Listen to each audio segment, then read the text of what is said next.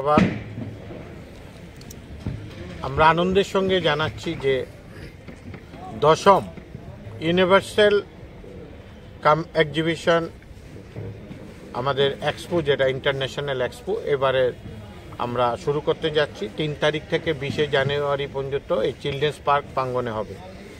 আমরা খুবই আনন্দিত এই কারণে যে এই নিয়ে পরপর 10 বছর আমরা এই এক্সপো করছি। আমাদের মধ্যে উপস্থিত আছেন ইউনিভার্সাল যে অ্যাড কোম্পানি আছে, আমাদের কোম্পানির অন্যতম ডাইরেক্টর এনআই রাজ চৌধুরী উপস্থিত আছেন, অশোকজি উপস্থিত আছেন, হলদিপুরা মার্চেন্ট অ্যাসোসিয়েশনের সভাপতি তুষার চক্রবর্তী মহোদয়, অর্গানাইজিং সেক্রেটারি প্রাণগোপাল শাহ মহোদয়, জয়েন্ট সেক্রেটারি অভিজিৎ দেব মহোদয়।